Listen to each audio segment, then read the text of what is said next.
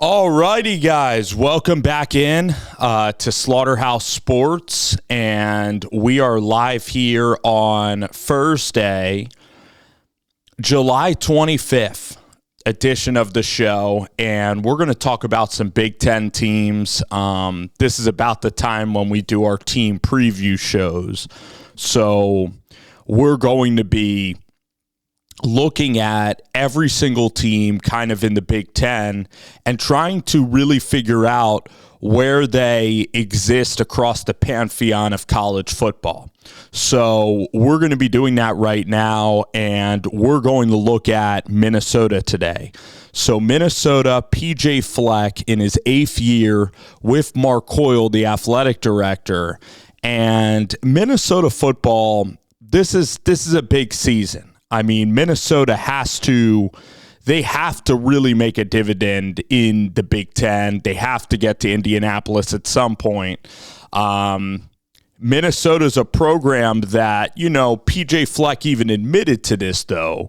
PJ said about the Minnesota Golden Gophers that, some years we're going to be in Indianapolis, and some years, we're going to be whatever, like 4 wins and 7 wins and 6 wins. And 2019, I mean, if we remember 2019, that was the year when Antoine Winfield had that huge interception against Fresno State.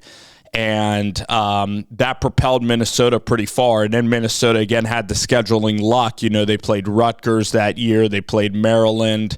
And they were able to rack up a lot of home wins. And then they went to Purdue. So they were able to beat up on a lot of teams that they should have been beating on. And then they won.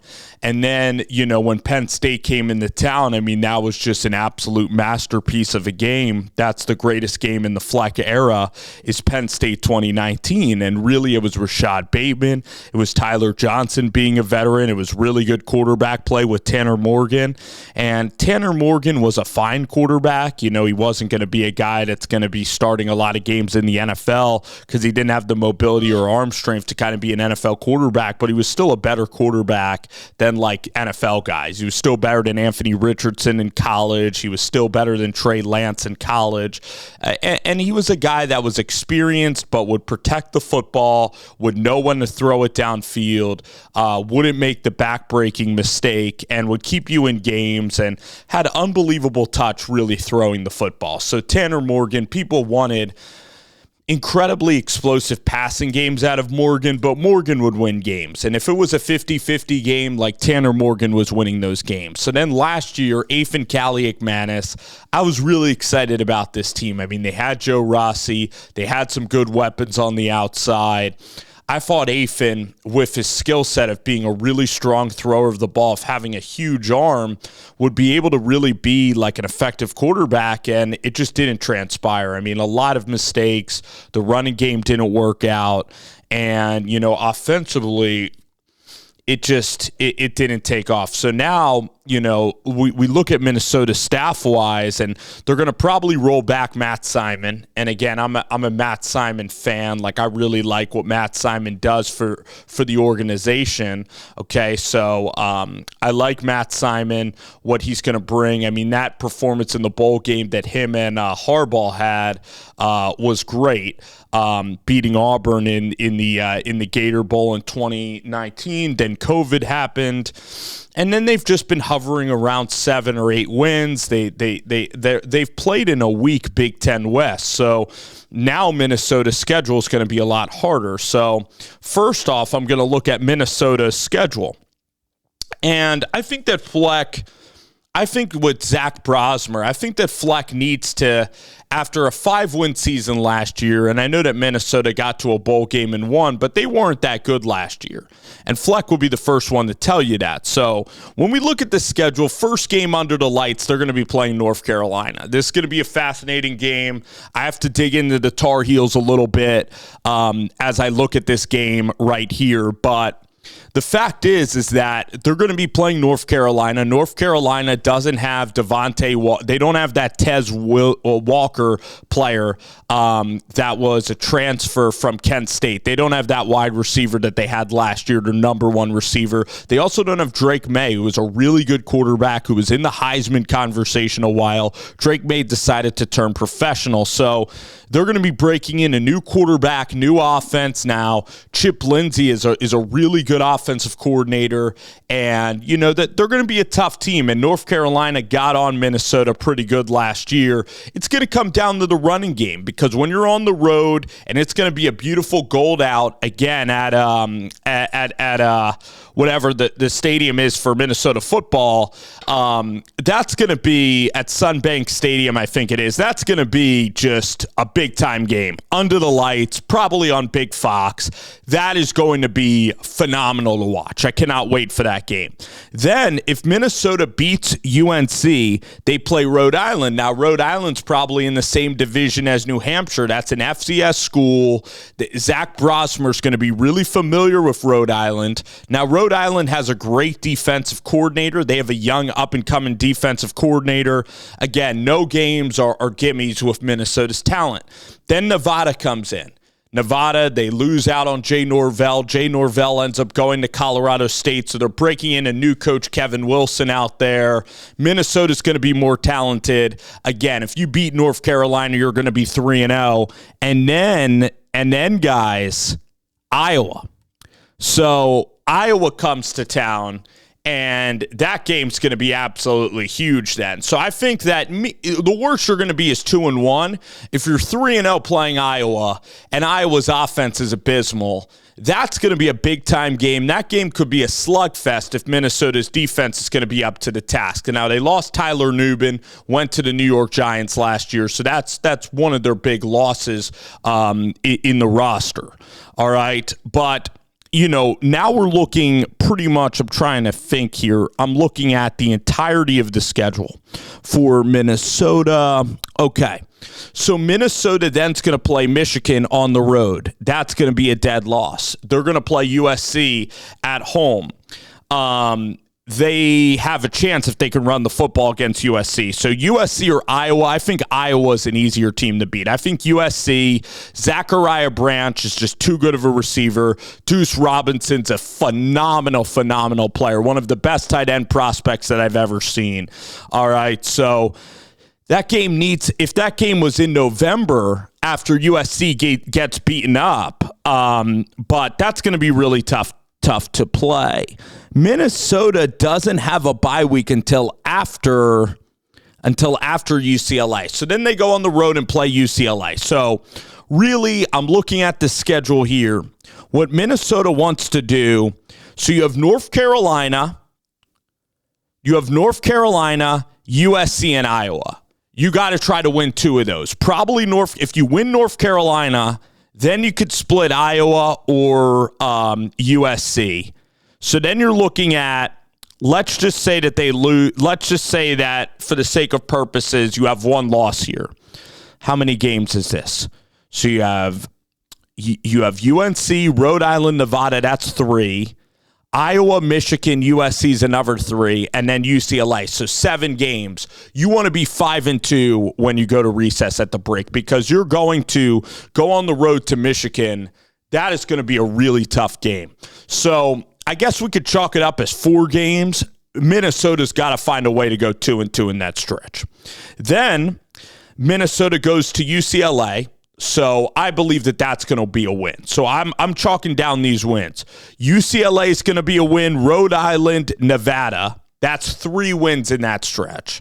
And then I'm going to give Minnesota, Iowa, and UNC. I'm going to have them losing the USC, and I'm going to have them losing the Michigan back-to-back. But then they go on the road. They beat UCLA, new coaching staff, a lot of transfers there.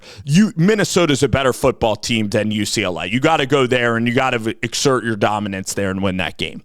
Then, out of the break, you play Maryland at home. You should be a better team than them. Illinois is a toss-up game on the road. Illinois is going to be really, really good. Illinois and then Rutgers. So I'll have them split this road trip, Illinois and Rutgers. That brings you to 3 losses. And then you have Wisconsin and Penn State. So you got to split those games. All right? So the path to 8 wins for Minnesota. I'm going to have them beating Wisconsin and Iowa. I'm going to have them beating North Carolina, Nevada, Rhode Island, UCLA, and Maryland. That's about 8 wins. Their losses on the schedule are, and Illinois. Their losses, I think Rutgers is pretty good. Rutgers will be physical. Rutgers is really experienced. I have Minnesota losing to Rutgers. I have them losing to Penn State. I have them losing to Michigan and USC. But everybody else on the schedule is fair game. That gets you to 8-4. So if you're 8-4 and your resume is wins over Iowa, wins over Wisconsin, a win over North Carolina in the ACC, I mean, that would be a phenomenal season. You know, UCLA you end up beating, Illinois on the road you beat, Wisconsin you win the game, Paul Bunyan's game. That in many years would be a really, really successful season, but this year isn't that easy. Looking at the schedule, I mean, playing Minnesota and USC back-to-back, you know, you're playing a Lincoln Riley offense. You're playing a Michigan defense that still has a lot of those guys from a national champion. I mean, Michigan absolutely mollywopped Minnesota last year. They kicked their ass. It was like 50-10. All right, that game was over by the middle of the second quarter. So to expect Minnesota in 1 year to be able to compete with Michigan, even though Michigan's lost all those guys, might be unrealistic. And then the team speed of USC is just going to be really, really tough. But again, Minnesota beat Iowa last year. Minnesota versus Wisconsin, I even forget that game, but both of these teams are not that good. I mean, so, and UNC, I mean, all these games, Minnesota should be in every single game. Penn State's all right. Is that going to be a home game or a road game at Happy Valley? Gosh, because that's going to be brutal if it's a road game. No, it's a home game. So you have a great home schedule this year.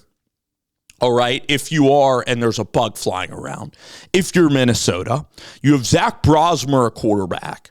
And let's look at the depth chart now. You're breaking in a new defensive coordinator.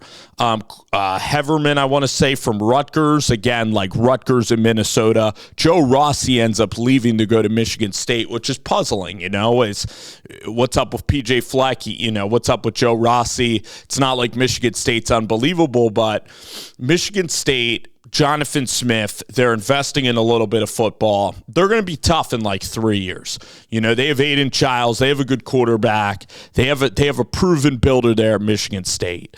All right, but let's look at the Golden Gophers. Let's look at the depth chart here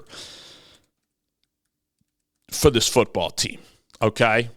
And I like the quarterback that they got because he reminds me of Tanner Morgan in that he can protect the football. Very smart player, very experienced player.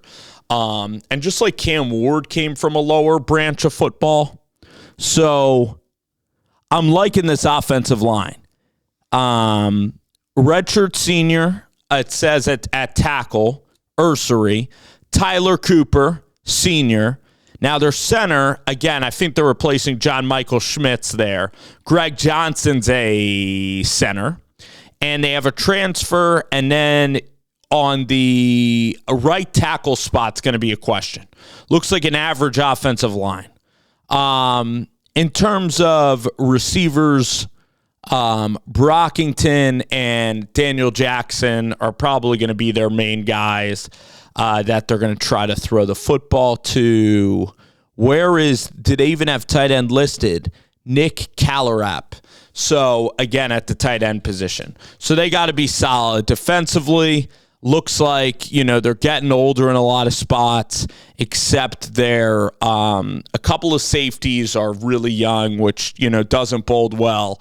But luckily, they're not going to be playing a ton of great quarterbacks like on this schedule. I mean, maybe USC, maybe Penn State has the best quarterbacks on this schedule. But defensive line wise, they look to be pretty experienced, which is going to be a good thing. A lot will depend on health, but they're going to be in a lot of ball games. I bet their over under is probably like 6.5 or 5.5. But I want them to shatter that. I want them to win eight games this year. 8 games would be pretty solid for Minnesota. If they could somehow get to 9, that would be unbelievable. Let's see, Minnesota Golden Gophers over under win total. Let's see. It's not like Minnesota though has a lot of like blue chip, unfortunately, players on their team, and boy oh boy, their over under win total is going to be just abhorrent, I believe. And that's why you can't pay any attention to. You got to pay attention to it, but that's why you got to let that motivate you. If you're Minnesota football, you got to let this period of people doubting you. And they're doubting you because even in the Big Ten West, you struggled, and now it gets harder. So win totals now for Big Ten play. Minnesota, I'm probably going to bet the over. It's probably going to be 5 or 4.5. Over 5.5. So it went up from 4. So they got to win 6. I think that they can do that for sure. I definitely think so. A lot of games at home. Good experienced quarterback from New Hampshire, Zach Brosmer. I'm liking this team. I'm liking Fleck back against the wall. He sounds pretty confident in this group. I'm liking this whole thing. All right, this is a huge year for Minnesota football. That game against North Carolina is going to be pivotal early in the season, and that's kind of where we're at with the Golden Gophers.